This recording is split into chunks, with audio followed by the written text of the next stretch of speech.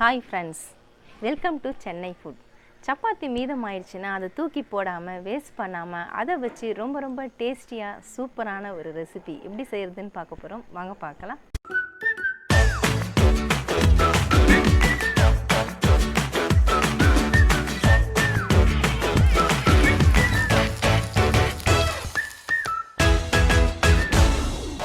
மீதமான சப்பாத்தியை வச்சு நல்ல டேஸ்டியான ஒரு ரெசிபி தாங்க ரெடி பண்ண போகிறோம். நான் 2 சப்பாத்தி எடுத்துருக்கிறேன். இந்த சப்பாத்தியை நம்ம மெலிஸ் துண்டுகளாக நறுக்க போகிறோம். அதுக்கு இந்த மாதிரி சிசர் இல்லைனா கத்தி வச்சு நீங்கள் நறுக்கிக்கலாம்.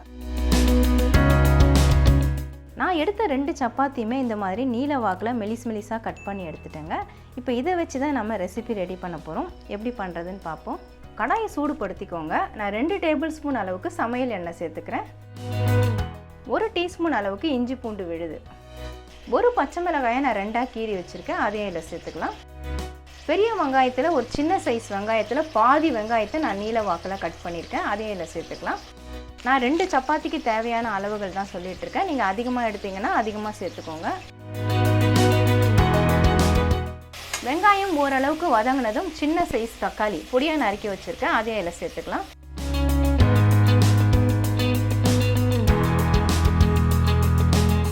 வெங்காயம் தக்காளி இப்போ ஓரளவுக்கு வதங்கிடுச்சு. நான் ஒரு கைப்பிடி அளவுக்கு கோஸ் நறுக்கி வச்சுருக்கேன். இதோடைய அளவு பார்த்தீங்கன்னா கிட்டத்தட்ட 50 கிராம் இருக்கும். அதையும் சேர்த்துக்கிறேன். பாதி கேரட்டை நீல வாக்கில் மெலிஸாக கட் பண்ணி எடுத்துருக்கேன். அதையும் இதில் சேர்த்துக்கிறேன். இப்போ வெஜிடபிள்ஸ் எல்லாமே ஓரளவுக்கு வதங்கிடுச்சு. ரொம்ப வதங்க வேண்டாம். கொஞ்சம் க்ரன்ச்சியாக இருந்தால் நமக்கு சாப்பிடும் பொழுது ரொம்பவே நல்லாயிருக்கும். இப்போ சிம் பண்ணிக்கோங்க.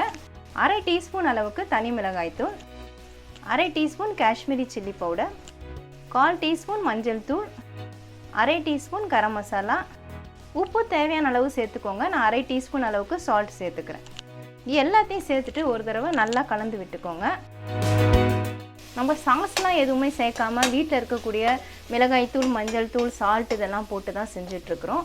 ரொம்ப சிம்பிளாக இதை செஞ்சிடலாங்க. நம்ம மார்னிங்கில் சப்பாத்தி செஞ்சுட்டு மீதம் ஆயிடுச்சுன்னா அதை நைட்டு நீங்கள் டின்னருக்கு செஞ்சு கொடுத்துடலாம். இல்லை குழந்தைங்களுக்கு ஈவினிங் டைமில் கூட செஞ்சு கொடுத்தா விரும்பி சாப்பிடுவாங்க. ரொம்ப டேஸ்டியாக இருக்கும். மசாலா சேர்த்துட்டு ஸ்டவ் சிம்லையே இருக்கட்டும். 1 நிமிஷம் நம்ம மூடி போட்டு விட்டுடலாம். இப்போ 1 நிமிஷம் ஆயிடுச்சு. நான் மூடி ஓப்பன் பண்ணிடுறேன். மறுபடியும் ஒரு தடவை நல்லா கலந்து விட்டுடுங்க. இப்போ நம்ம கட் பண்ணி வச்சுருக்கிற இந்த சப்பாத்தி நீல வாக்கில் கட் பண்ணியிருக்கோம் பாருங்கள். இதை நம்ம அதில் சேர்த்து விட்டுக்கலாம். ஸ்டவ் சிம்லையே இருக்கும். சேர்த்துட்டு ஒரு தடவை நல்லா கலந்து விட்டுடுங்க. அவ்வளோதாங்க. இப்போ நல்லாவே மிக்ஸ் ஆகிடுச்சு. உங்களுக்கே பார்க்கும்போதே தெரியும். அந்த வெஜிடபிள்ஸ் மசாலா எல்லாமே நம்ம கட் பண்ண அந்த சப்பாத்தியோட நல்லா மிக்ஸ் ஆகிடுச்சு. கடைசியாக கொஞ்சமாக கொத்தமல்லி தழை தூவி விட்டுடலாம். இப்போ நீங்கள் ஸ்டவ் ஆஃப் பண்ணிக்கோங்க. அவ்வளவுதாங்க. ரொம்ப டேஸ்டியான சப்பாத்தி நூடுல்ஸ் ரெடி ஆகிடுச்சு.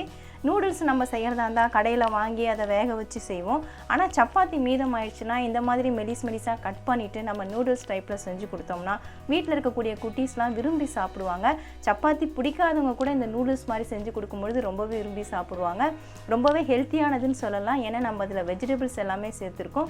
ரொம்ப டேஸ்டியாக இருக்கும். கண்டிப்பாக நீங்கள் ட்ரை பண்ணி பாருங்கள். மீதமான சப்பாத்தியை வச்சு ரொம்ப டேஸ்டியான சூப்பரான ஒரு ரெசிபி எப்படி செய்கிறதுன்னு வீடியோவில் பார்த்துருப்பீங்க.